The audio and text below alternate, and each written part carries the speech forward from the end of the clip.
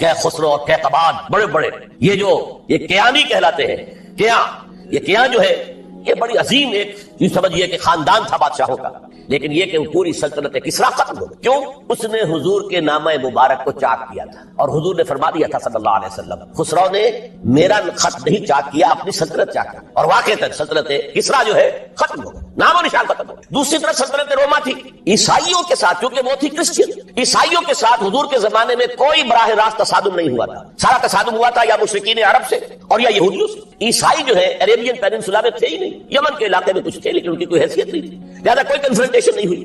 دوسرے عیسائیوں میں ابھی اہل علم موجود تھے، جیسے آپ کو معلوم ہے نجاشی بادشاہ کیسے ایمان لے آیا. اس نے حضرت عیسیٰ کے بارے میں پوچھا، حضرت جعفر طیار رضی اللہ تعالیٰ عنہ نے سورہ مریم کی آیات پڑھ کر سنائی، اور اس نے کہا میں نہیں جو ان آیات میں تم نے پڑھا ہے، عیسیٰ کی حقیقت اس سے تن کے برابر بھی زیادہ نہیں ہے. اسی طرح ہرقل نے جب اس کو حضور کا نامہ مبارک پہنچا، اس نے جو بھی پیغامبر آئے تھے ایلچی، ان کا اکرام کیا، احترام کیا.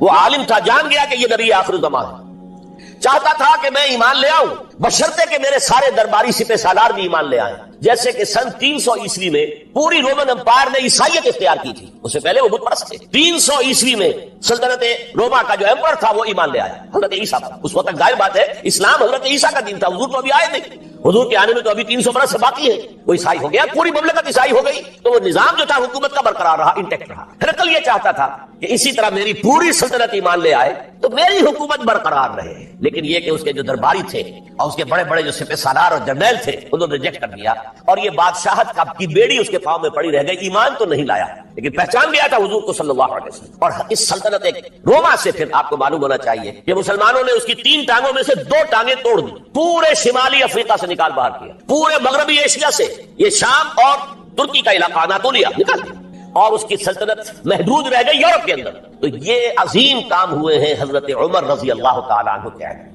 اب سوچئے اس عظیم ریولوشن کا بھی کوئی کاؤنٹر ریولوشن ہونا چاہیے تھا کہ نہیں؟ ایرانی بڑے زبردست نیشنلسٹ لوگ تھے، نسل پرست، اپنی نسل پر فخر کرنے والے. ہماری روایات عظیم ہیں، ہم کیا خسرو کے وارث ہیں.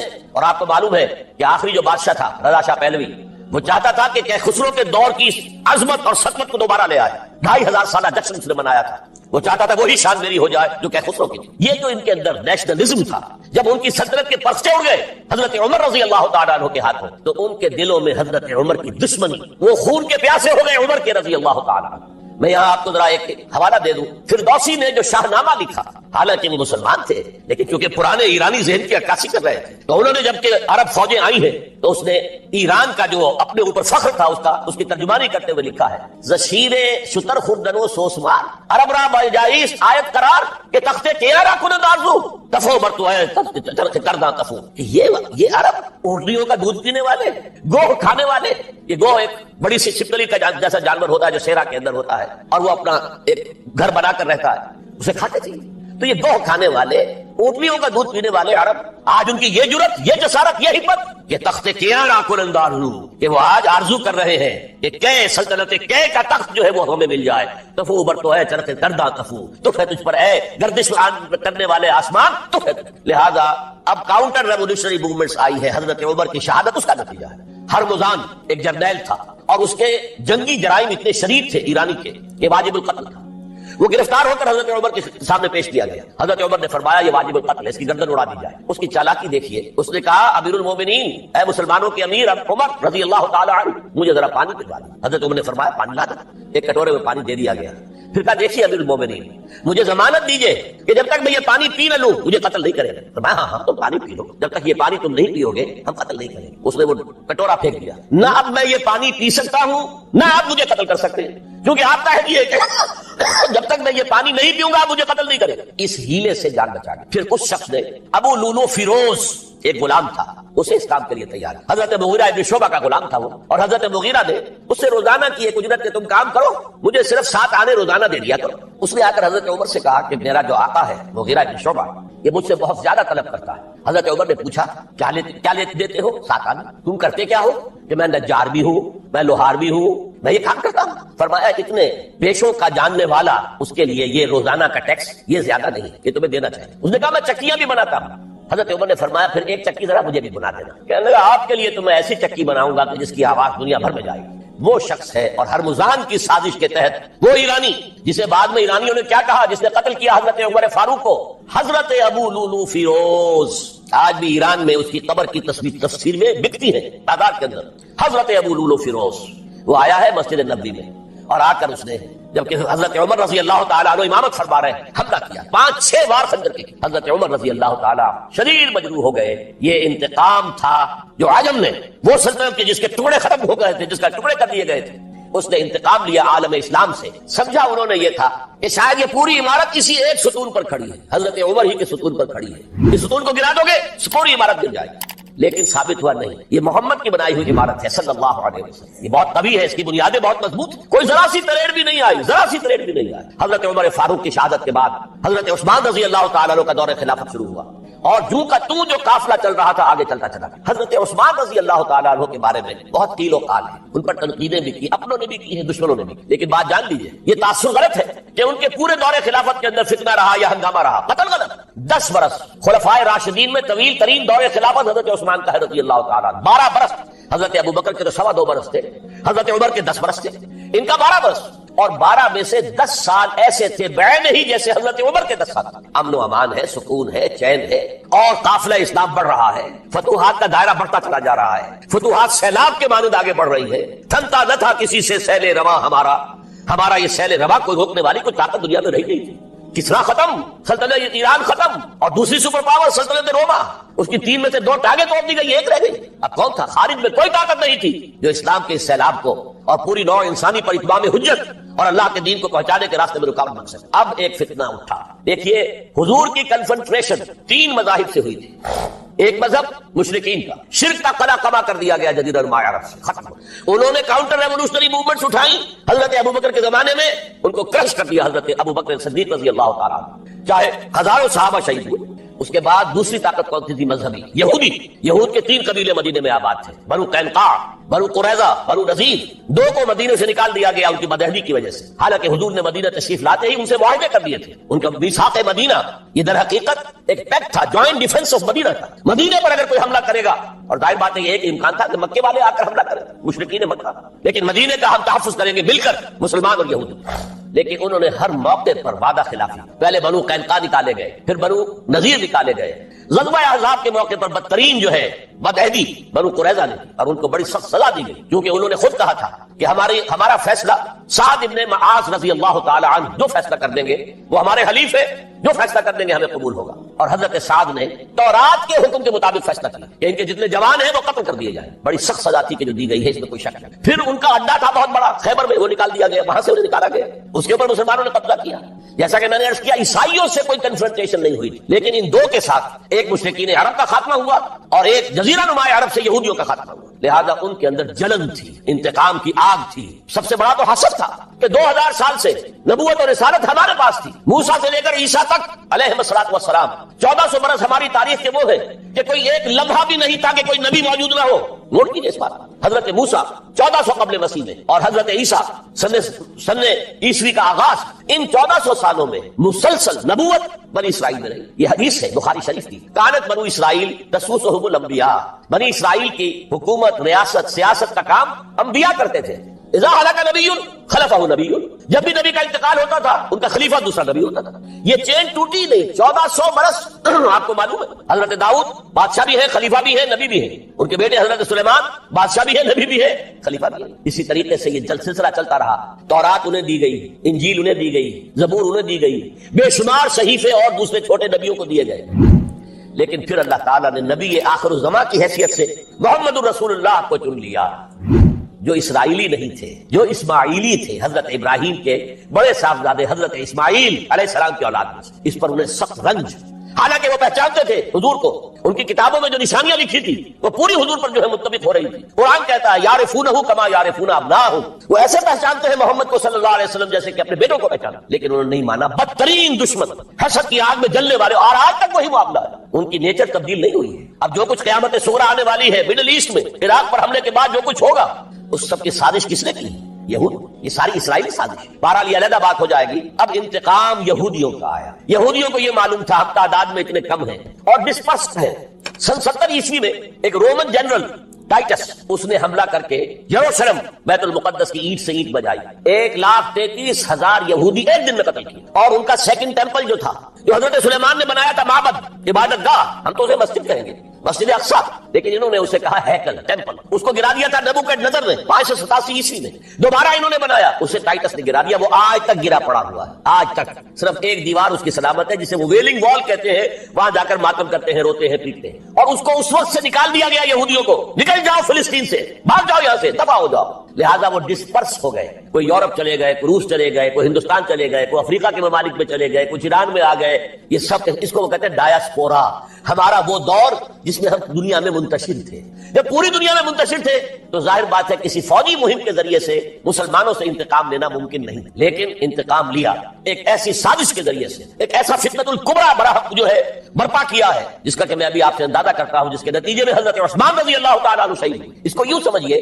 کہ حضور کے دور میں جن لوگوں نے شہادتیں پیش کی، انہوں نے اسلام کو قائم کرنے کے لیے شہادتیں دی، اب دور خلافت راشدہ میں جو شہادتیں پیش کی گئی وہ اسلام کو قائم رکھنے کے لیے، جو عمارت بن گئی ہے اب گرنے نہ پائے، اسے دشمن گرا نہ دے، اس ڈیفنس کے اندر، اس تحفظ کے اندر جانے دیے، ہزاروں نے دیے، ان پر تنقید کا حق آپ کو حاصل ہے، ان سے اختلاف کا حق آپ کو حاصل ہے، وہ حاکم مطلق نہیں ہے، وہ عامل نہیں ہے۔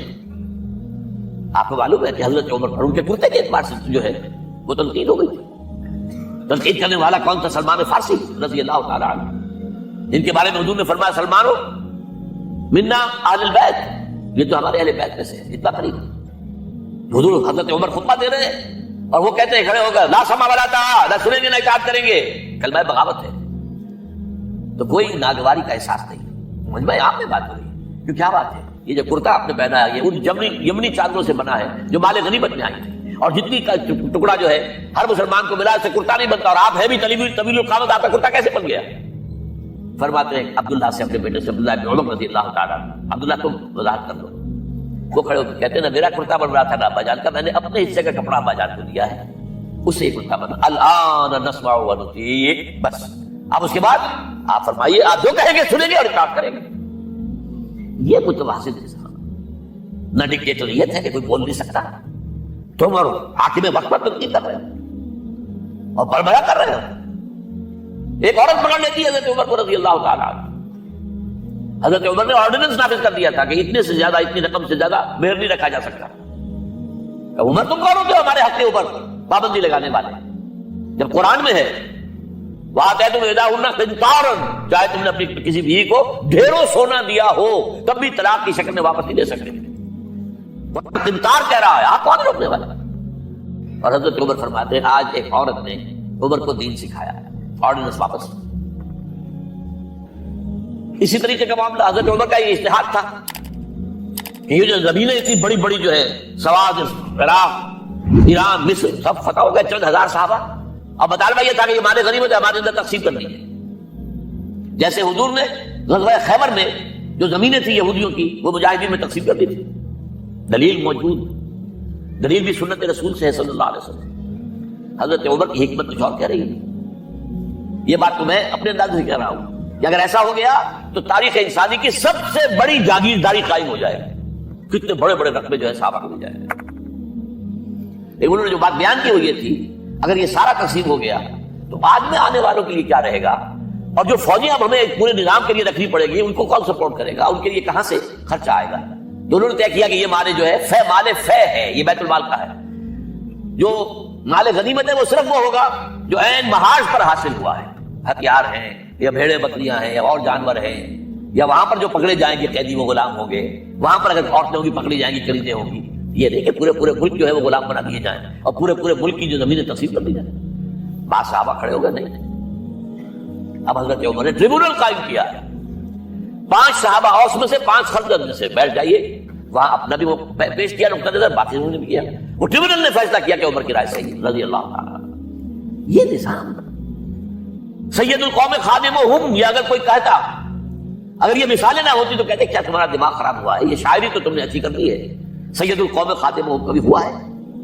لیکن عمر نے بڑھ کے دکھایا، رات کے گشت پر ہے اور ایک عورت کے کرانے کی آواز آئی ہے، معلوم ہوا کہ درد ذہن میں مبتلا ہے، کوئی اس کو اٹینڈ کرنے والی کوئی خاتون نہیں ہے، گھر سے گئے ہیں، فرسٹ لیڈی اپنی اہلیہ کو لے کر آئے ہیں، انہوں نے اٹینڈ کیا ہے، اور اس کے بعد بچہ ہو گیا تو اندر سے ان کی اہلیہ کا امیر المومنین مبارک کو بیٹا ہوا. ایک اور دفعہ اسی طریقے سے گشت پر تھے, ایک گھر میں سے بچوں کے رونے کی آواز آئی. معلوم کیا کہ خاتون اور بچے ہیں, کھانے کو کچھ ہے نہیں. اس خاتون نے کہا میں نے یہ آگ کے اوپر جو ہے ہانڈی رکھی, اس میں پانی ہے اور بچوں کو میں بہلا رہی ہوں کہ کچھ پک رہا ہے, ٹھہرو ذرا صبر کر لو, اسی طرح سو جائیں گے بھوکے. کام گیا گئے بیت المال سے اور بوری گندم کی لے کر اپنے کندھے پر, اپنے غلام سے کہا میرے کندھے پر رکھو. میں لے چلتا ہوں حضور. نہیں, قیامت کے دن تم میرا بوجھ نہیں اٹھا سکو گے. اور وہ اپنے کندھے پر لاد کر لائے ہیں اور وہاں کھانا تیار کروایا, بچوں کو کھلایا ہے. یہ نظام, یہ ہے رحمت للعالمین کا مظہر. یہ جان لیجئے سیرت محمد صلی اللہ علیہ وسلم کے جب آپ مطالعہ کرتے ہیں کہ وہ سارا انقلابی جدوجہد کا دور ہے, اس میں ابھی نظام کی جو خوبیاں ہیں وہ پورے طور پر سامنے نہیں آئی تھی. ابو بکر صدیق رضی اللہ تعالیٰ عنہ کا دور خلافت جو ہے وہ بھی کاؤنٹر ریولوشنری موومنٹس کو ختم کرنے میں صرف ہو گیا ہے, جسے انگریزی میں کہتے ہیں للی ان بلوم. نظام اسلام, اسلام کا نظام عدل اجتماعی جو ہے ایک کھلے ہوئے پھول کی طرح نظر آئے گا حضرت عمر رضی اللہ تعالیٰ عنہ کے دور خلافت. مساوات کا اندازہ آپ کر سکتے کوئی؟ حضرت عمر رضی اللہ تعالیٰ عنہ کا عہد خلافت ہے, بیت المقدس کا محاصرہ کیا گیا, فصیل بڑی اونچی, شہر اندر سے سیلف سفیشینٹ, حملے کا راستہ کوئی نہیں, محاصرہ طول کھینچ رہا ہے لیکن ان کے پاس رسد بھی موجود ہے, پانی بھی موجود ہے, وہ دروازے بند کر کے بیٹھے ہوئے. بالآخر اللہ تعالیٰ کی مشیت کا ظہور کیسے ہوا؟ ان کے کچھ علماء آئے فصیل پر, کہا دیکھو مسلمانوں تم قیامت تک بھی یہاں پڑے رہو گے محاصرہ کر کے, ہمارا یہ شہر فتح نہیں ہوگا. ہاں ایک درویش بادشاہ کے ہاتھوں یہ شہر فتح ہونا ہے, لیکن تمہارے اندر ہمیں وہ نظر نہیں. ابو عبیدہ بن الجراح رضی اللہ تعالی عنہ امین هذه الامہ, ان کا فوراً ذہن گیا وہ درویش بادشاہ مدینے میں بیٹھا ہوا ہے عمر رضی اللہ تعالی. اب ایک اور عمر بھی ہے جو قندھار میں بیٹھا ہے, نقشہ وہی ہے, سادگی کی حد تک نقشہ بالکل وہی, اپنی آنکھوں سے دیکھا ہے وہی. عمر اول عمر ثانی سے عمر بن عبد العزیز. اب ایک اللہ کے فضل سے اللہ تعالیٰ ایدہ اللہ بنصرتہ, اللہ تعالیٰ ان کی نصرت فرمائے, دشمنوں کو ان کے مقابلے میں نیست و نابود کرے. انہوں نے ریکویسٹ بھیج دی کہ حضور تشریف لائیے, یہ شہر فتح ہو جائے. وہ ہے سفر تاریخی, اتنا طویل سفر, تقریباً 700 میل, ایک اونٹ, ایک خادم, ایک منزل پہ امیر المومنین اوپر بیٹھے, خادم آگے چل رہا ہے, اگلی منزل پہ خادم اوپر بیٹھا ہے, امیر المومنین آگے جا رہا ہے. اور جب پہنچے ہیں تو وہ باری تھی خادم کی, انہوں نے ہاتھ جوڑ دیا حضور خدا کے لیے تم کیا کہیں گے لوگ, وہ میرا برا حال کر دیں گے, تمہیں شرم نہیں آئی؟ امیر المومنین پیدل آگے چل رہے ہیں, نکیل پکڑ کر, تم بیٹھے ہو اوپر براجمان ہو. حضرت عمر فرمایا دور نہیں, باری تمہاری, بیٹھ. اس حال میں پہنچے, اور پھر یہ کہ ابو عبیدہ بن الجراح آئے ہیں, استقبال کیا ہے تو دیکھا ہے اس حال میں چلے آ رہے ہیں. عمر نکیل پکڑے ہوئے چلے آ رہے ہیں, اور کہتے ہیں کہ کہیں کیچڑ ویچڑ تھا, جوتے خراب ہو گئے تھے, وہ بھی اتار کے ہاتھ میں پکڑے ہوئے, کپڑے تو تھے ہی پھٹے ہوئے. انہوں نے کہا کہ حضرت ابو عبیدہ نے, دیکھیے یہ بڑا متمدن ملک ہے, بڑا مہذب علاقہ ہے, یہ آپ ذرا حلیہ اپنا درست فرما لیں تب جا کے پیش ہم آپ کو کریں گے. آپ نے فرمایا نحن قوم اعزنا اللہ بالاسلام, اب وہ قوم ہے جنہیں اللہ نے عزت دی ہے اسلام کے ذریعے سے, کپڑوں کے ذریعے سے, دولت کے ذریعے سے. اسی حال میں گئے ہیں, اوپر سے انہوں نے کھڑے ہو کر نشانیاں دیکھی ہیں, اپنی کتابیں کھولی, ہاں یہ وہی ہے, اچھا لو جی سرنڈر, شہر تمہارے ہاتھ میں. خون کا ایک قطرہ نہیں بہا اور بیت المقدس فتح ہوا. لیکن اس وقت حضرت عمر نے ایک نرمی یہ کی کہ یہودیوں کے لیے بھی اسے اوپن سٹی قرار دے دیا. یہ احسان عظیم حضرت عمر. اس سے پہلے یہودی آ ہی نہیں سکتا تھا, داخل ہی نہیں ہو سکتا تھا, وہاں وہ آ کر وزٹ نہیں کر سکتا تھا, زیارت نہیں کر سکتا تھا اپنے مقدس مقامات کی. حضرت عمر نے یوں سمجھیے کہ تقریباً 550 برس کے بعد ان کے لیے راستہ کھولا ہے کہ ہاں تم آ سکتے ہو, زیارت کر سکتے ہو. لیکن یہ عیسائیوں نے لکھوایا معاہدے کے اندر, انہیں یہاں آپ آباد ہونے کی اجازت نہیں دیں, لیکن کم وزٹ دی پلیسز, دیکھیں زیارتیں کریں اور جائیں. یہ معاہدہ حضرت عمر کا ہے رضی اللہ تعالیٰ, جو پھر خلافت راشدہ کے بعد بنو امیہ نے بھی اس کو آرڈر کیا, بنو عباس نے کیا. پھر جو ہمارے یہ ترکوں میں اندر خلافت آئی تو ترک خلفاء نے بھی اس معاہدے کی پوری پابندی کی. فلسطین میں آ سکتے ہیں یہودی, صرف زائرین کی حیثیت سے, وہاں آباد نہیں ہو سکتے. اب آئیے اگلا دور آیا حضرت عثمان کا دور خلافت. یہ ہے وہ وقت کہ اب یہود نے امت مسلمہ کی پیٹھ میں چھڑا ہوا. وہ کیسے؟ ایک یہودی عبداللہ ابن سبا اسلام کا لبادہ اوڑھ کر آ گیا, معاشرے کا جائزہ لے لیا. ان میں بنو ہاشم اور بنو امیہ میں جو پرانی کشاکش تھی اس کے کچھ نہ کچھ جراثیم باقی ہیں, اگر ان کو ذرا بھڑکا دے تو مسلمانوں میں انتشار پیدا ہو جائے. کہا یہ عثمان کون ہے؟ یہ تو بنو امیہ میں سے ہے, یہ حق تو بنو ہاشم کا ہے, خلافت ان کے پاس ہونی چاہیے, محمد کے تو رشتے دار وہ ہے, صلی اللہ علیہ وسلم. عوام الناس کے اندر بات پھیلنی شروع ہوئی. پھر ایک بڑی سازش کے انداز میں حضرت عثمان کے خلاف پروپیگنڈا، حضرت عثمان کے جو عاملین تھے، گورنر تھے، ان کے خلاف پروپیگنڈا، اور ایسی ہوشیاری کرتے تھے کہ کوفے کے حاکم کے خلاف کچھ نہیں کہنا. اجی مصر میں یہ ہو رہا ہے، اجی شام میں یہ ہو رہا ہے، اجی یہ جو عثمان ہے وہ یہ کر رہا ہے، یہ ظلم ہو رہا ہے، یہ لوٹ مار ہو رہی ہے، یہ خیانتیں ہو رہی ہیں. اب نہ تو اس زمانے میں مینز آف کمیونیکیشن، کیسے تصدیق کریں؟ افواہیں تو آپ آج کراچی کے اندر شروع ہو جائے تو پتہ نہیں چل سکتا کسی کو کہ کیا اس میں صداقت ہے، کیا جھوٹ ہے. اور بری بات جو ہے فطرت انسانی کی کمزوری ہے، وہ فوراً قبول کرتا ہے. کسی کے بارے میں اچھی بات ماننے کو تیار نہیں ہوتا، لیکن بری بات تو فوراً تیار. بہرحال یہ فتنہ انہوں نے اٹھایا، حضرت علی کی الوہیت کا فتنہ اٹھایا، حضرت عثمان کے خلاف الفتنۃ الکبریٰ برپا کیا. حضرت عثمان شہید ہوئے. اس کے بعد 5 برس تک مسلمان ایک دوسرے کی گردنیں کاٹتے رہے، باغی خانہ جنگی ہوئی. امت کو وہ زخم لگایا ہے جو آج تک جس سے خون رس رہا ہے. یہ شیعان عثمان اور شیعان علی تھے جو بعد میں پھر سنی اور شیعہ ہو، اور آج تک فتنہ کس نے جگایا؟ ایک عبداللہ ابن سبا اور اس کے کارندے، شیطان کا ایجنٹ، اور انسانوں میں سے بھی اس کے جو بھی حواریین تھے اور شیطانوں کے اندر سے بھی تھے، انہوں نے بھی اس آگ کو بھڑکایا.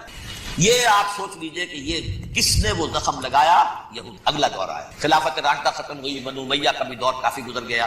طارق ابن زیاد 712 عیسوی میں حملہ کرتے ہیں اسپین پر. اسپین اس وقت عیسائیت کا بہت بڑا گڑھ، بڑے کٹر ترین عیسائی جو ہے وہ اسپین میں. لہذا یہودیوں کی وہاں بہت پٹائی ہوتی، میں بتا چکا ہوں، دشمنی تھی چلی آ رہی تھی عیسائیوں کے ہاتھوں یہودیوں کی. وہ تو سن 300 عیسوی سے ایمپرر کانسٹنٹائن کے بعد سے شروع ہو گئی. اس حوالے سے یہودیوں نے اس وقت چالاکی یہ برتی، کچھ راستے بتائے، کچھ مدد کی طارق ابن زیاد کی. طارق ابن زیاد نے انہیں اپنا محسن سمجھا. ہسپانیہ فتح ہو گیا تو یہودی چونکہ محسنین کی فہرست میں آ چکے تھے، انہیں بہت اقتدار نصیب، بڑی سپورٹ مسلمانوں نے. ان کے بڑے علماء جو اسی دور کے اندر پیدا ہوئے، بڑے تھنکرز ان کے اسی دور میں پیدا ہوئے. بن گوریون جو کہ ایک وزیر اعظم تھا اسرائیل کا، اس نے یہ لکھا اپنی کتاب میں، Muslim Spain was the golden era of our diaspora. وہ ڈائسپورا جو 70 عیسوی سے شروع ہوا تھا اور 1917 عیسوی تک جاری رہا ہے، اس میں سے گولڈن ایرا ہمارا جو تھا وہ مسلم اسپین تھا. ہسپانیہ میں بیٹھ کر ہم عیش کیے. لیکن وہاں سے انہوں نے اور جو کچھ کیا، یہ تو داستان کے بہت سے گوشے ہیں، لیکن میں جس اسٹریٹ لائن میں چل رہا ہوں اس کے اعتبار سے ایک بات سمجھ، وہاں بیٹھ کر انہوں نے اب عیسائیت کی پیٹھ میں چھڑا ہوگا، پروٹیسٹنٹ مذہب پیدا کیا، تقسیم کر دیا. جیسے شیعہ سنی کی تقسیم عبداللہ ابن سبا، رومن کیتھولک اور پروٹیسٹنٹ کی تقسیم یہودی علماء. ہوتا کیا تھا؟ ہسپانیہ کی یونیورسٹیاں ہیں، کارڈووا میں ہے، ٹولیڈو میں ہے، گریناڈا میں ہے، غرناطہ، قرطبہ، تولیتلا، اور وہاں آتے تھے لوگ. فرانس سے چلے آ رہے ہیں نوجوان پڑھنے کے لیے، جرمنی سے چلے آ رہے ہیں، اٹلی سے چلے آ رہے ہیں. 3 ہی ملک قریب ترین پڑھتے ہیں سینٹرل جو یورپ کے ہیں. یہاں پر جو ہے وہ اسلام جو نور پھیلا رہا تھا اس سے بھی مستفیض ہوئے. جہالت کے جو ہے پردے ان کے وہ چھٹے. اس کے ساتھ ہی وہ یہودی وہاں ان کے اندر جو جراثیم داخل کر رہے تھے وہ اس عیسائیت کے خلاف بغاوت جو اس وقت دنیا میں